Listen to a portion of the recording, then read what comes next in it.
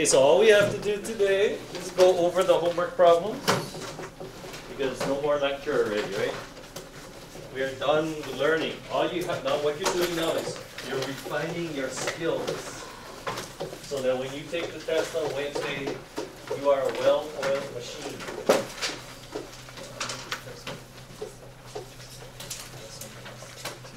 Oh, so only 2 questions. This is the smartest class in the history of pre-calculus honors then.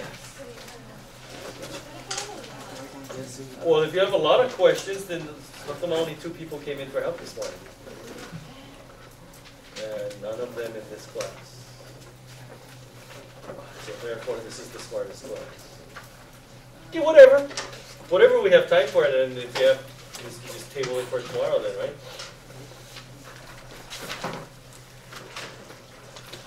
Okay, no, just have to go straight down. Okay, number 1. Now, there are lots of ways of doing this problem. But if you use the right one, like which form of the line is the best one to use? Since they're talking about both intercepts. Intercept form. So you guys are not used to using intercept form, but intercept form is very useful. X over A plus Y over B equals 1. Okay, I can guarantee you right now, one of the 8 problems on the test is going to involve intercept form. Okay. So whenever they're talking about both intercepts, this is the one you want to use. Now it says the sum of the intercepts is 10. This is the x-intercept, this is the y-intercept. So if they add up to 10, instead of writing b there, what can I write? 10 minus a, because they have to add up to 10, right? You know what I'm talking about? Or, okay, look, if a plus b is equal to 10, what is b equal to? 10 minus a. Ooh, that's the same thing you put there. So a is the intercept? A is the x-intercept, b is the y-intercept. That's what intercept form is. Okay. We went over this the first day. Okay. Oh my God. And then it passes through to point 3, 2. What do I do with that point? You plug it in. You plug in 3 for x and 2 for y. And then now you simply have an equation with a as your only variable.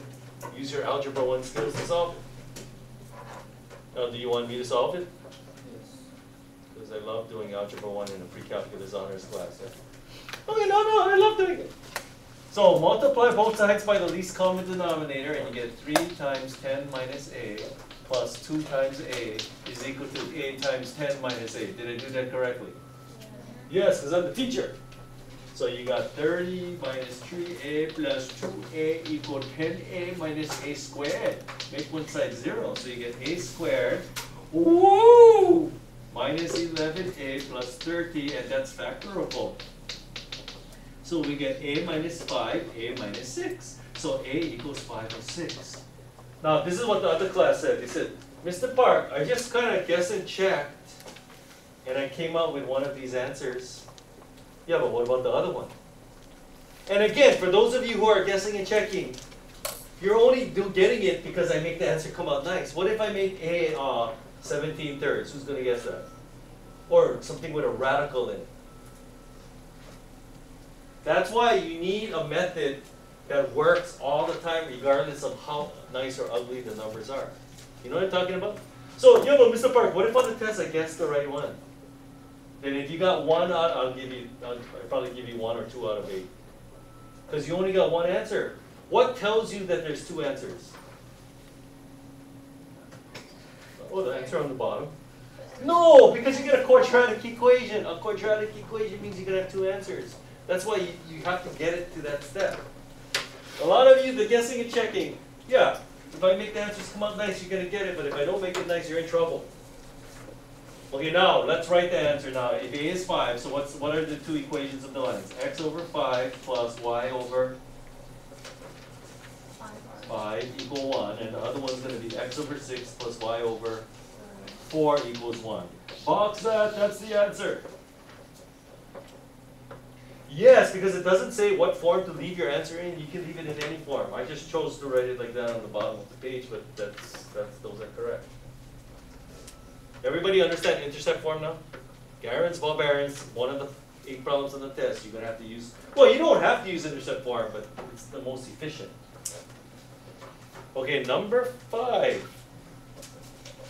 Wait, okay, there we go. Okay, the probability that this problem is on the test is 0.8. In fact, it just went up to 0.9. What was that? 0.8 means there's an 80% probability it's going to be on the test. But it just went up to in fact, it just went up to 0.95. Okay, so we have a line that passes through the point 4,3, and it forms a triangle with the coordinate axes, and the area of this triangle is 27. Write the equation or equations of the lines. Now, when I write problems, if you just think about how I think, why would I write a problem there's only one solution? Then the people who guess and check are going to get it right then, yeah? I have to thwart those people. And then I make the point 4,3. What if I make it like some ugly number? Radical 5, radical 7. That'll learn you.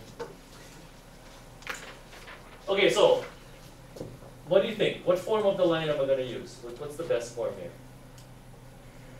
Intercept form again, because look, this is the x-intercept A, this is the y-intercept B, so this distance is A and that distance is B. It's like set up perfect for intercept form. So you can just use what you did in this problem. What's the equation of this line then? X over A plus y over B equal 1. Yeah, but Mr. Park, it passes through the point 4,3. You plug it in. 4 for x and 3 for y. Yeah, but Mr. Park, get 2 variables. Well, that just means you need 2 equations then, right? Is there any other information I'm not using here? Oh, the area of the triangle is 27. So what equation can I write? 1/2 base times height is equal to 27. There you go. 2 equations, 2 variables. Use your Algebra 1 prowess. Or do I have to do it? You want me to solve this for you? No, I love doing Algebra 1 in a pre-calculus honors class. I just don't like doing it in a BC calculus class. So the normal procedure for solving 2 equations and 2 variables, you solve for 1 variable in 1 equation and plug it into the other, right? That's what they teach you in Algebra 1. So if I were me, I would solve for B. B equals 54 over A. Take this and plug it into the other equation. Can you take the ball and run, or are you going to fumble? Probably fumble. So here, 4 over A plus 3 over B, which is 54 over A, is equal to 1. 4 over A plus, okay, so can you guys at least do that one? 3. What? When you divide by a fraction, that's like multiplying by the reciprocal. 3A over Well, no! 4. What? A over 18. 3 goes into 54 18 times. Wait, let me check. Yep. You can multiply, well, no, you guys can do that. I'm not going to write down the least common denominator. Multiply both sides by the least common denominator. Go. Oh, no, maybe for you guys I will have to write it. Go. 52 plus A squared is equal to 18A. Oh, it's a quadratic equation. That's what we're studying, people. Quadratic equations. Why are you shocked at that? I don't know. Don't hurt me. Equals 0. A. Oh, you guys don't even know what A is going to feel like. So when you take Wednesday's test, then see, if you're not practiced, if you're practiced, you do all the homework on your own, and you're ready, no problem. But if you're not practiced, I'm just copying off the board. I'm writing furiously. Then you're going to feel a lot of pain. Okay, so what do we have here? Minus 6 minus 12. So A equals 6 or 12. Hey, got 2 answers, Mr. Park. Duh. Why would I make one with only 1 answer? That's foolish. Okay, so let's write the answer. So x over 6 plus y over... How do I figure out what B is, Mr. Park? How about look at this one here? B is 54 over A. 9. And then the other answer could be x over 12 plus y over... What's 54 over 12? I'll give you a hint. Reduce it by 6. 4.5. Okay, 4.5, but normal people write 9/2. Can I just leave the answer like that? No, you got to simplify your answer. 2y over 9. Oh, so that's why maybe I should just write 4.5, Mr. Park. Yeah, I'll take either. But you have to simplify your answer now. So if you did write 9,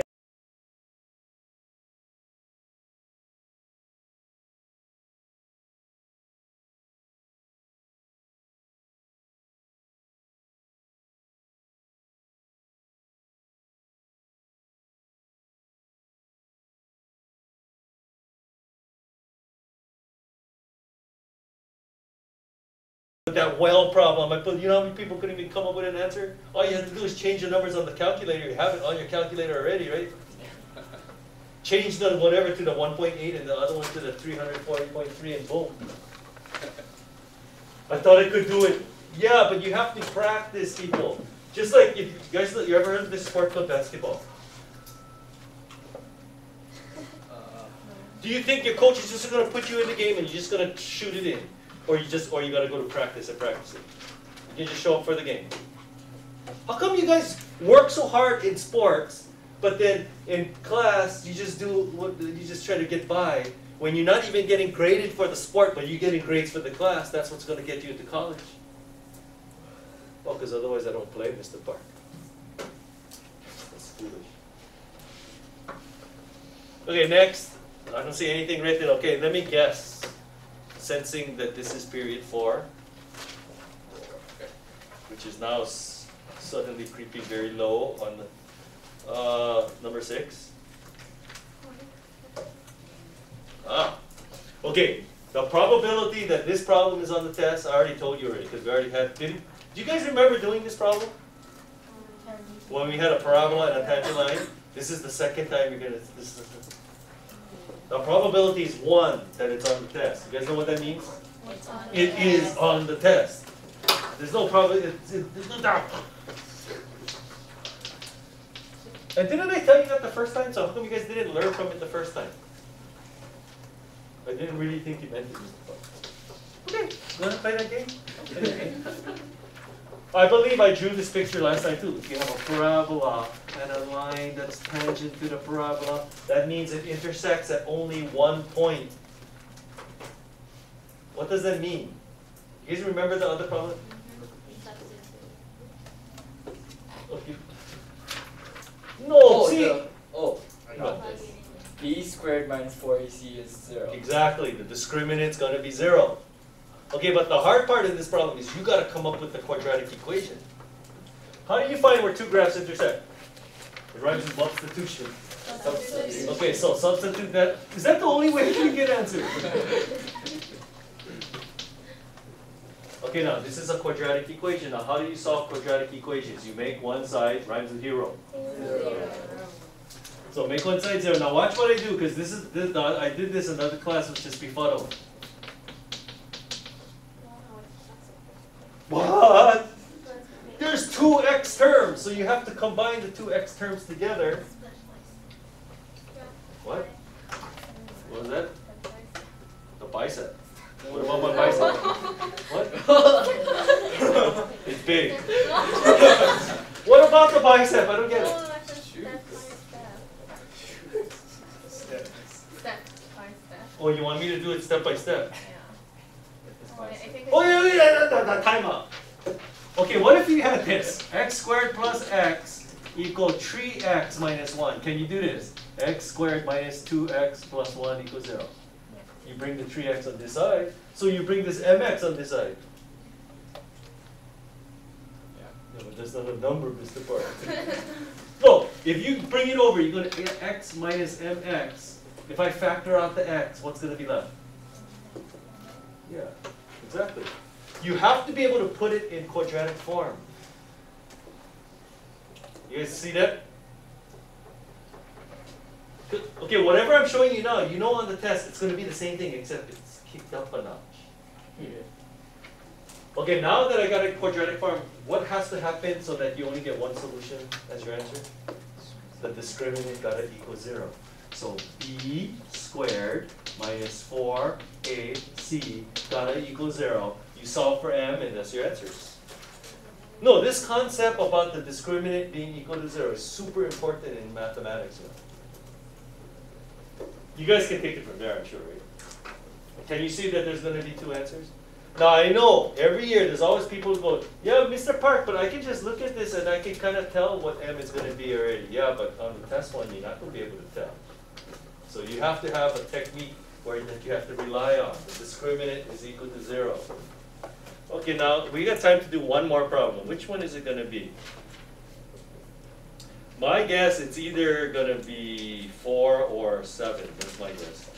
Because look, number 8, isn't that like on today's quiz? I give you 3 points, you have to write the equation of the problem. Okay, the probability of number 8 being on the test is 1. That's on the test. Just like today's quiz. I give you 3 points, you have to be able to write the equation of the problem.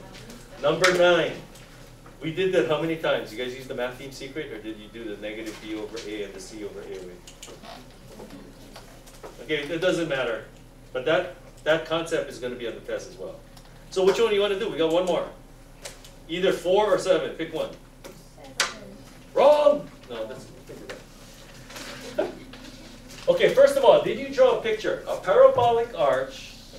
Okay, now I had people in period 3 drawing the arch like this. You guys ever went to St. Louis and the arch of the gateway to the west? The St. Louis arch. You guys heard? How about the arches of McDonald's then? Well, how would I know? You never heard of St. Louis, Missouri? The arch?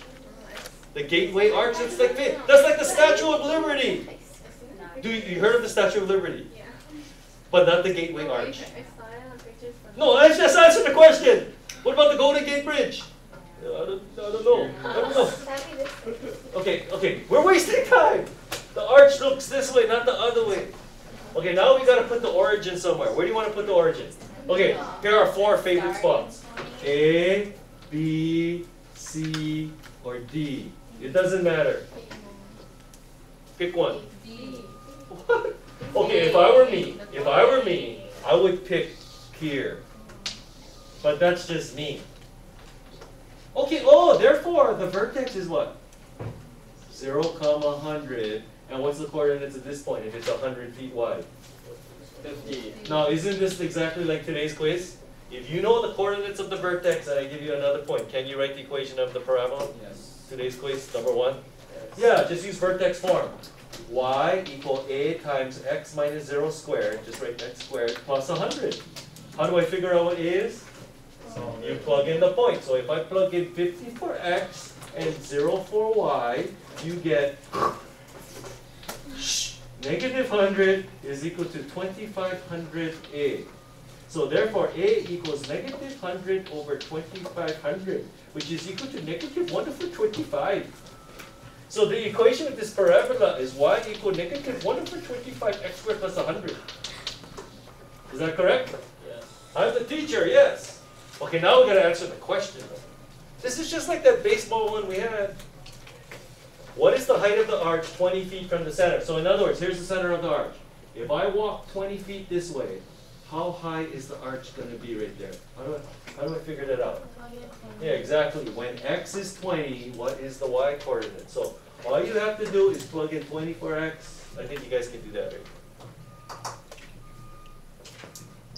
Oh boy. Okay, so tomorrow we have to clear up everything. Now, tonight's homework, a lot of the problems are repeated. Like, look, I give you the 3 points, you have to write the equation of the problem. Okay? But there are some problems that are just out of the blue. So we're going to clear it up. Okay, see you tomorrow. Oh, I see a quick problem there.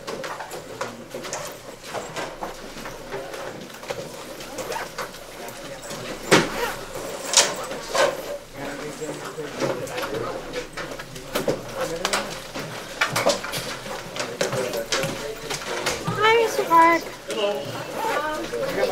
I found the x. Oh, you are top Not student. Friday. Mr. Park. Uh-oh. He's gonna want to be an English major. Yeah, you need 2 semesters of calculus. No, she told us, like, no, actually, no. Yeah, but what happens when you go to college and go, oh, I like that. I hope, yeah. Didn't you guys just have a class? Yeah, but I decided to start this one.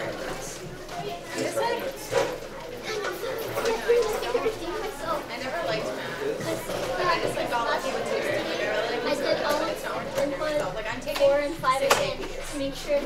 That's kind of crazy. So it's like. So what period do you have, Mrs. Bill? I have Oh, wait, period one. let me turn this off. Yeah.